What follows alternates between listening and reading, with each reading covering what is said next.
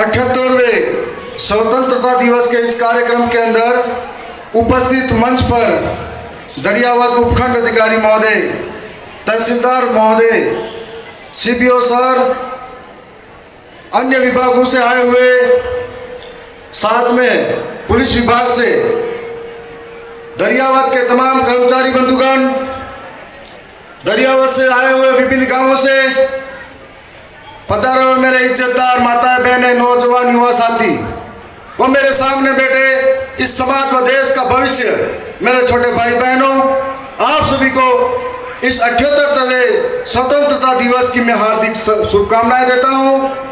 साथ ही आज का दिन यहाँ पर पत्रकार बंधु और पुलिस प्रशासन के जो जवान आए हैं उनको भी मैं बधाई देता हूं। आज का दिन हम सब के लिए कई मायनों में महत्वपूर्ण रहता है। इस दिन के लिए या इस आज़ादी के लिए हमारे कई वीर जवान शहीद हुए थे। लगभग 200 वर्ष की औपनिवेशिक गुलामी के बाद में कई लोगों ने प्राणों की आहुतियां दी थी।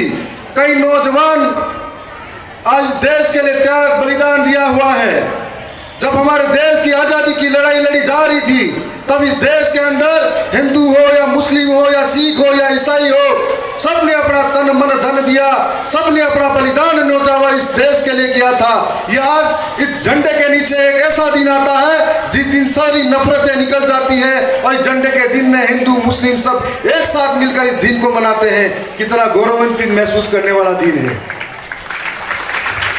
यह समय हमारे कई ऐसे नौजवान हुआ करते थे, वो आजादी का समय था जब हिंदू भूखा मरता था तो मुसलमान उसके घर खाना देने जाता था। यदि मुसलमान बीमार होता था तो हिंदू उसके घर में इलाज करने के लिए जाता था। यह वो समय था जब अकबर की सेना में मान सिंह लड़ा करते थे और महाराणा की सेना में हकीम खां और राणा पुंजा लड़ा करते थे। यह वो समय था, यह वो समय था जब हमारी धार्मिक नफरतें नहीं हुआ करती थी और उस देश के लिए, इस माटी के लिए अपने प्राणों को, लहू को देने के लिए तैयार थे। भगत सिंह, राजगुरु, सुखदेव, बिस्मिल्लाह, ऐसे कई तमाम लोग हुआ करते थे इस माटी के लिए। जब ये देश छोड़ के गए थे उनकी आंखों में बहुत बड़े सपने थे और उन सपनों के साथ में हमारा देश आगे बढ़ने की तैयारी में है। जब आज़ादी इतनी सस्ती नहीं मिली है और आज़ादी मांगने से नहीं मिलती है, यह हमारा हक है जिसे छीनना पड़ता है, लड़ना पड़ता है, त्याग करके स्वीकार करना पड़ता है। कई माँ की खोख सुनी हुई थी तो कई पिता का सहारा छूटा था तो कई भाइयों का सहयोग टूटा था। तो इस तरीके से हम सबके सहयोग के आज हम इस मुकाम पर हैं। आज उन तमाम वीरों को मैं याद करना चाहूँगा जिन्होंने देश के लिए प्राणों की आहुतियां दी है। साथ में अभी जो कार्यक्रम हो रहा था मुझे याद आता है, इस देश को तरक्की में लाने के लिए हम जब यहाँ पर कार्यक्रम मना रहे हैं, चैन से अगर सोते हैं, चैन से अगर घूमते हैं तो देश की बॉर्डर पे जो रक्षा करने वाले नौजवान हमारे देश के जवान हैं, चाहे वो कश्मीर का बर्फीला पहाड़ हो, चाहे रेगिस्तान का इलाका हो, जहाँ पर रात दिन तैनात उन नौजवानों को, उन देश के जवानों, शूरवीरों को मैं नमन करता हूँ जिनकी वजह से ये वतन पर हम आजाद घूम फिर रहे हैं। साथ में आज के इस कार्यक्रम के अंदर हमने सारी चीजें देखी, बड़ा गर्व महसूस हुआ। सबने अपनी अपनी तैयारी के साथ में रखा। देश दुनिया में तरक्की कर रहा है परंतु हमारे सामने कई चुनौतियां आज भी सामने खड़ी है। हमारे साथ महंगाई डायन का रूप ले रही है जिससे दिनों दिन हमारा गरीब पिछड़ा जा रहा है। भूखमरी, बेरोजगारी दिनों दिन बढ़ती जा रही है और देश के अंदर इस तरह के कई ऐसे अंधविश्वास, पाखंडवाद जड़ें जमा कर बैठे हैं। भ्रष्टाचार हमारी नस नस में विराजमान हो चुका है। भ्रष्टाचार जैसे हर आदमी वही आदमी ईमानदार होता जा रहा है जिसको बेईमानी का मौका नहीं मिल रहा है। हम आज यहाँ सब खड़े हैं, एक दिन फेसबुक, सोशल मीडिया, इंस्टाग्राम पर सब तिरंगा और सब उसको पूरा रंग देंगे, लेकिन कल देशभक्ति मरने लगती है जब हमारी जेबों में भ्रष्टाचार बढ़ जाता है। हम लोग, मैं आप सबसे ये कहना चाहता हूँ, हम लोग जिस जगह पर खड़े हैं, जिस पद पे खड़े हैं, जिसके पास जो जिम्मेदारी है, चाहे वो किसान हो, चाहे वो शिक्षक हो, चाहे कोई राजनीतिक पद पे हो, चाहे किसी विभाग में हो, यदि हम लोग ईमानदारी से अगर हमारे देश के लिए और देश के जो शहीद हुए उनके सपनों को साकार करना चाहते हैं, तो उनके सपनों के लिए हम ईमानदारी से काम करें।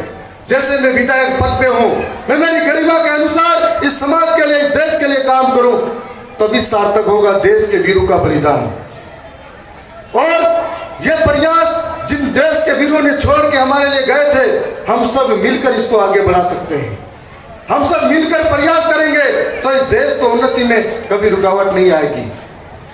सरकारें आज पूरे भारत के अंदर बड़े गर्व महसूस होता है जब हर घर घर तिरंगा पहुंचता है। बड़ा गर्व महसूस होता है जब हर घर घर तिरंगा पहुंचता है, लेकिन साथ में एक दो नारे और जोड़ने चाहिए। हर घर रोटी, हर घर मकान, हर घर शिक्षा, हर घर रोजगार भी होना चाहिए, ताकि हमारे देश के अंदर कोई भूखा नहीं रहे। आज कितनी खुशी होती है ये सब देखकर। मैं यहाँ जो तमाम नौजवान बैठे हैं, यहाँ पर ट्राइबल बेल्ट के अंदर जितने भी लोग हैं, मैं उनसे कहना चाहता हूँ कि शिक्षा की ओर लौटो और जागरूक हो। हम लोग दिन में 1000 चीजें देखते हैं, लेकिन अपन समझते नहीं है कि हमारे लिए क्या उपयोगी होगी। हम लोग कई दूसरे कार्यक्रमों में हजारों बढ़ चढ़कर पैसा रुपया दान में देते हैं, लेकिन शिक्षा के नाम पर बारी आती है हम फिर पीछे हट जाते हैं। हजारों किलोमीटर पैदल यात्राएं कर लेंगे, लेकिन बात अगर शिक्षा की आ गई है तो हम फिर पीछे हट जाते हैं। तो तमाम साथियों, नौजवानों से कहना चाहेंगे कि ये जो विद्या का मंदिर है, सबसे बड़ा यही है। यदि यहाँ से पढ़कर लिखने वाला बच्चा आगे जाएगा, आपके समाज और देश का नाम रोशन करेगा। साथ साथ में सरकार की योजनाओं के पीछे नहीं, अपनी हिम्मत शिक्षक बनेगा या कोई डॉक्टर इंजीनियर बनेगा तो अपना मकान खुद बनाएगा, अपनी रोजी रोटी का जुगाड़ खुद करेगा। जितने भी समाज के भामाशाह हैं, उनसे भी उम्मीद है कि आइए ऐसे पहल करें। जिन लोगों ने आज सम्मानित हुए उत्कृष्ट कार्य के लिए, मैं उनको बधाइयाँ देता हूँ कि इसी तरह से समाज के भीतर जाइए। ये समाज आपसे बहुत उम्मीद लेके बैठा है। हम सब मिलकर इस समाज को बेहतर बना सकते हैं, इस देश को बेहतर बना सकते हैं। हर दिन का हमारा योगदान अच्छा होना चाहिए। आज 15 अगस्त है, फिर 26 जनवरी आएगी, हम 2 दिन देशभक्त बनेंगे। देशभक्त बनना है तो 24 घंटे बनो, हर दिन बनो। और आज बड़ा गर्व महसूस हो रहा है। साथ में यहाँ जो कार्यक्रम हुए, जिस तरीके का उत्साह यहाँ पर मुझे नौजवानों में देखा, बच्चों में देखा, हर कार्यक्रम में, और जिन्होंने इस कार्यक्रम में तैयारियां करवाई उनको भी बधाइयाँ देता हूँ कि आपने शानदार प्रस्तुतियां करवाई, शानदार परेड का आयोजन हुआ। एक खेद मेरे मन में आ गया कि 80% ट्राइबल बेल्ट के अंदर एक भी ट्राइबल कल्चर का कोई सॉन्ग नहीं दिखा। ये थोड़ा सा मेरे अंदर आ गया था। मैं उम्मीद करता हूं कि अगली बार वो भी चीजें आए तो बेहतर लगेगा। साथ साथ में इस मंच पर जो मौका मिला है, आपके बीच में भरोसा दिला रहा हूं, जब मौका मिलेगा देश और समाज के लिए कभी पीछे हटने वालों में से नहीं हूं। मुझे याद है कि हमारे समाज के, देश के कई वीर थे, जब भगत सिंह, सुखदेव, राजगुरु, माँ बिरसा मुंडा जैसे कई ऐसे अनाम स्वतंत्रता सेनानियों का नाम आता है जिन्होंने जवानी में इस देश के लिए कुर्बानी दी थी। और मुझे राजस्थान विधानसभा की जनता ने, दरियावत की जनता ने राजस्थान विधानसभा में सबसे कम उम्र का नौजवान बनाकर भेजा है। तो मैं वहाँ की जनता का धन्यवाद करता हूँ कि मैं भी इस जवानी में कुछ करके चला जाऊँ। ये मैं ये कहना चाहूँगा। आज मैं अंत में इतना ही कहूँगा, उन वीरों को फिर से याद करता हूँ और 1-2 लाइन कहूँगा कि काश मेरी जिंदगी में सरहद की कोई शाम आ जाए, काश मेरी जिंदगी में सरहद की कोई शाम आ जाए, मेरी जिंदगी मेरे वतन के काम आ जाए। न खौफ है मौत का, न आरज़ू है जन्नत की, मगर जब कभी जिक्र हो शहीदों का, काश मेरा भी नाम आ जाए, काश मेरा भी नाम आ जाए। पुनः आप सबको बहुत बहुत धन्यवाद, बधाइयाँ। इस कार्यक्रम में आए हुए पत्रकार बंधु, पुलिसकर्मी, तमाम विभाग से आए हुए कर्मचारी बंधु, उन सबको मैं बधाइयाँ देता हूँ। आने वाले समय में इस बार जो मंच पे सम्मानित हुए वो आप सबके लिए प्रेरणा है। आने वाले समय में आप सब इस मंच पे आइए और सम्मानित होइए, ये हम सब के लिए गर्व का पल है। धन्यवाद, जय जोहार। मैं बता दूं कि मैं स्थानीय पंचायत भांडला के अंदर खेल मैदान के लिए कब से जमीन पड़ी थी, लेकिन हम पहल कर रहे हैं। और हमने सेंक्शन भी वहाँ निकाली है।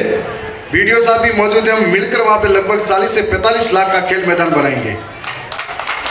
साथ में गरियाबंद के कोई भी विद्यालय हो, पूरे ब्लॉक के अंदर यदि वहाँ के जो मुखिया है पंचायत के, वहाँ के जो वीडियो है, उनका सहयोग मिलता है तो मिलकर हम लोग हर स्कूलों में मैदान बनाने के लिए तैयार हैं। साथ में एक और बात बताना चाहूँगा, इस गरियाबंद जो विद्यालय है, गुरुजी ने बताया था, मैं इस विद्यालय के लिए 6 लाख की स्वीकृति अगर थोड़े दिन बाद निकालने के लिए तैयार हूँ। साथ में यह भी बताना चाहूँगा कि मुझे नौजवानों के लिए, और यहाँ मेरे छोटे भाई बहन हैं, मैं एक साधारण परिवार से हूँ और आपके बीच में से निकला हूँ, जनता ने जिताया है, तो मुझे जब भी मौका मिलता है शिक्षा की बात करने का, तो राजस्थान की विधानसभा के अंदर आप सबके लिए हमेशा आवाज़ उठाता हूँ। आप ही मेरी ताकत हो, आपके विश्वास के दम पर मैं वहाँ खड़ा रहकर भी 125 पे भारी पड़ूंगा, यह आपको बताना चाह रहा हूँ। आप सबका पुनः बहुत बहुत धन्यवाद।